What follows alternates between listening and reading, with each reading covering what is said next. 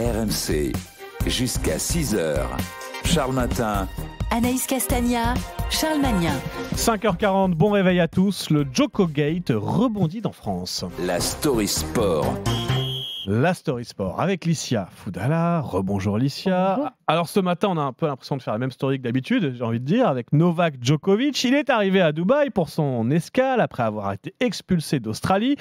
Vous vous posez sûrement des questions sur la suite de sa saison. Est-ce qu'il sera de la partie à Roland-Garros ? Eh bien, c'est pas si sûr, Licia. La ministre des Sports, Roxana Maracineanu, lui avait entrouvert la porte, c'était il y a 3 jours. Djokovic pourrait venir faire une compétition si dans les réunions qu'on va organiser début de semaine prochaine, on acte ce que je viens de vous dire, c'est-à-dire le fait que le protocole de la compétition prime sur la contrainte du pass vaccinal lorsqu'on intègre un équipement sportif. Et sauf qu'entre-temps, revers, le pass vaccinal a été adopté et les espoirs de voir Djoko à la porte d'Auteuil se sont presque envolés.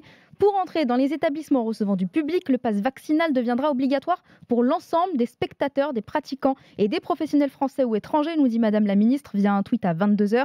Elle qui nous expliquait que les protocoles permettraient à Djokovic et toute la petite bande d'entrer sur le territoire et de faire leurs petites affaires. Licia, je te coupe parce que heureusement qu'elle a tweeté hier soir parce qu'il y avait quand même une polémique qui montait sur le fait que Djoko aurait pu jouer devant des spectateurs qui auraient été obligés de se vacciner, mais pas les joueurs. Mais tu vas voir que ça va peut-être changer parce que la France n'était pas soumise aux mêmes règles que l'Australie. Le principe de bulle sanitaire et d'isolement devait suffire à ce moment-là.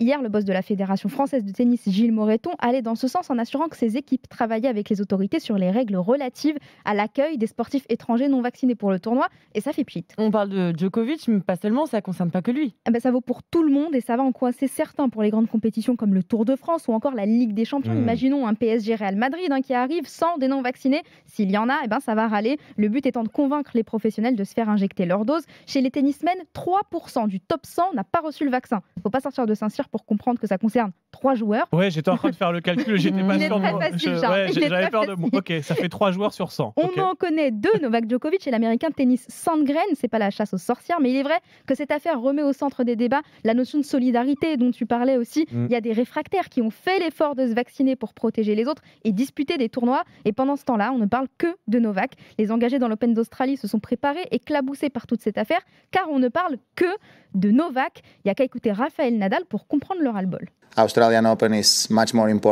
L'Open d'Australie est bien plus important que n'importe quel joueur, car les joueurs, eux, ne sont que de passage et d'autres prendront la relève. Ça vaut pour Federer, Djokovic et moi-même, bien sûr.